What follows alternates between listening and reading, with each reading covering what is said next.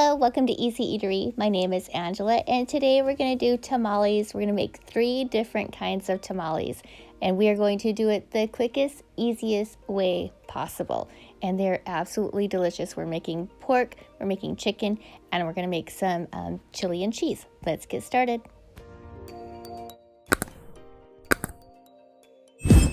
Let's get started by cooking up our meat. So I'm going to take some chicken thighs. I have the skin and the bones. I'm going to put it right into my slow cooker with my favorite all-purpose seasoning, which is Suzy Q. I use this on everything. And we're going to add in about 2 cups of chicken broth.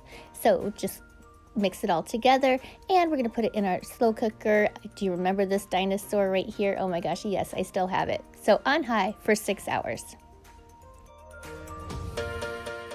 Let's get started on our pork. So look at the deal on this, you guys. Did you see that? It was $30. I got it for $8.74. What a deal. So look at that thing. It's ginormous. Same thing. I'm just taking my all-purpose seasoning, my Suzy Q, and I'm just going to go ahead and pat that down into the pork. And I'm leaving the fat on only because it gives it way more flavor in my opinion. So I'm going to go ahead and just stab it a whole bunch of times so that that fat gets incorporated into the meat. All right, now I'm just going to add some water to this one. You can use chicken broth if you'd like to as well. So cover it up with some foil and stick it into the oven at 325 for 6 hours. For our chili and cheese tamales, we're going to use these pasilla chilies, and we're just going to use some Monterey Jack cheese. So what you want to do is take the chili and just stick it on top of your stovetop and get a nice little char. Make sure it's all nice and bubbly. Please excuse the mess on my stove. I know it's horrible, but I've been cooking like a mad woman lately. And we're just going to put those into a Ziploc bag and keep them on the countertop for about a half hour.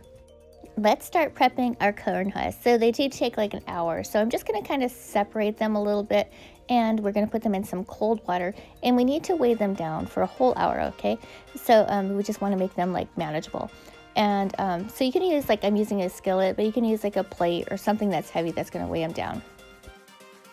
Now we're going to take a lot of cheats in this, and this is one of them. We are buying prepared masa, you guys. $8.99 at my local grocery store, and totally worth it.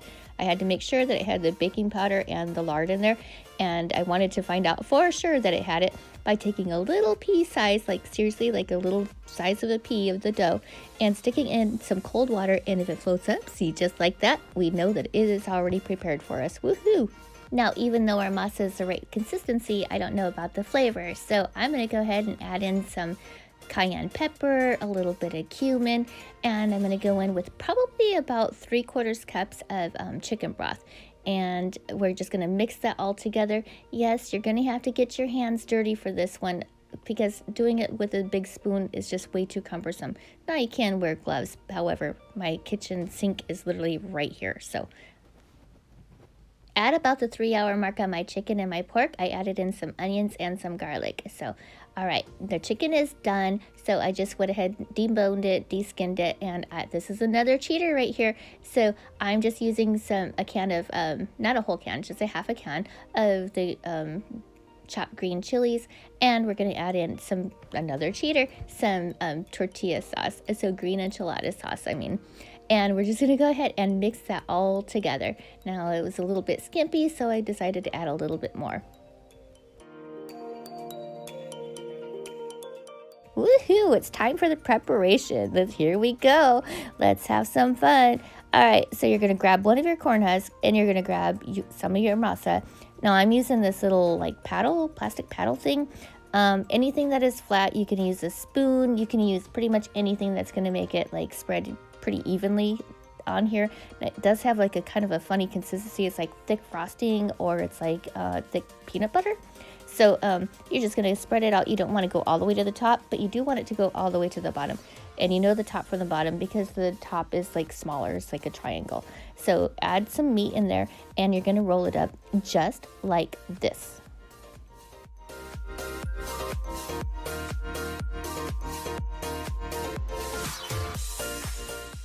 Look at there, you guys. One down, and well, many more to go. All right, I like to kind of press it at the very top. I don't know why, because it always opens up anyway. It's no big deal. You don't have to, you can totally skip that actually. All right, into the Dutch oven we go. So I have about 1.5 inches of water in here. I don't have a proper steamer, so I'm just using my Dutch oven, and I have a little rack that has, so it elevates it off the water, because you can't have this in the water. And I always leave a little hole in here because as it's cooking, it's gonna evaporate. So you have to keep a little eye on there, that little water right there. I'll explain how to cook it in just a moment, but I shredded up my pork. I took all the fat off, and I just shredded it all up. And this is our cheater right here, was the red enchilada sauce. You guys, this saves you so much time, I'm telling you.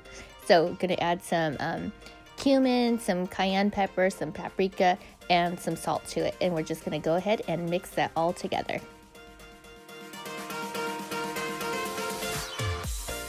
This is EZ Eatery. I will find all the shortcuts for us, okay, you guys? So I do my research on everything. So this is the quickest, easiest way to do this, I'm telling you. And it's still delicious. The masa that we doctored up earlier is the exact same masa that we're going to use for all of these, you guys. So just going to go ahead and spread that on there. Take a little bit of your meat, and we're going to put that right in the center, and we're going to roll it up. And of course, we're going to have to do this like a number of times. I'm thinking like 1,000 at this point, because it feels like it at this point. Okay, maybe not 1,000, but look, there's a number of them in there. All right, let's get started on with our chili one. So I just pulled it out of the bag, so I'm going to go ahead and chop the end off, and I'm going to cut it right down the center. And I'm going to open that up and see if there's any seeds on this one. And so the back of it just peels right off. So I figure I'm going to go ahead and make my life easier and take my knife and scrape all of that charred stuff off of there. Man, I have to tell you, these smell so delicious. All right, the second part over here, this one has some seeds in there. So just make sure that you get those out. And then we're going to do the same thing. Just take all of that char off. And the flavor, I'm telling you, is just amazing. I don't know why it is when you char them that they taste so much better. So anyway, we're just going to do the exact same thing.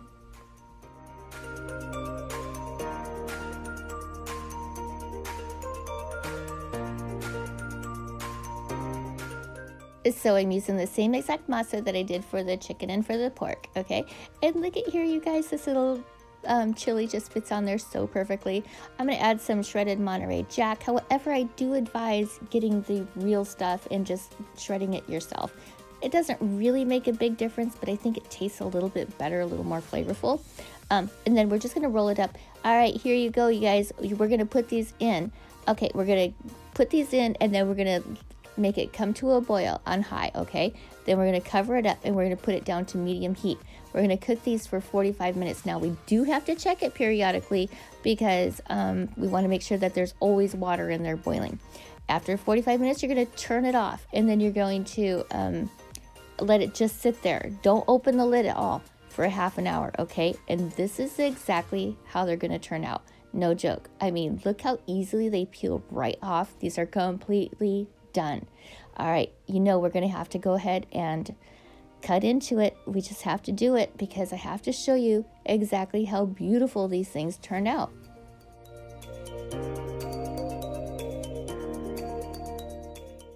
Alrighty, you guys, here we go. Let's check it out. Look at there. The masa is cooked to perfection. It's nice and fluffy. Let me get you a closer look. I don't know, my lighting in here is so horrible sometimes. I wish I could share this with you because it looks phenomenal. All right, I'll take one for the team. All I can say is delicious. This is so good.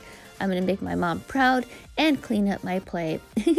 So anyway, that is it. We took a lot of shortcuts along the way, which was fabulous. Hey, if you guys have any other ideas on how to make this even quicker and easier other than buying them from the store, let me know. I'm telling you, I've had the ones that come from the store and they're nowhere near as good as these. I had one of the pork ones a little while ago and oh my gosh, the pork ones are to die for. No joke. Anyway, that is it. Thank you so much for watching. If you're new to my channel, please subscribe and please give the video a thumbs up. And I like to read your comments, so drop me one in the comment section below.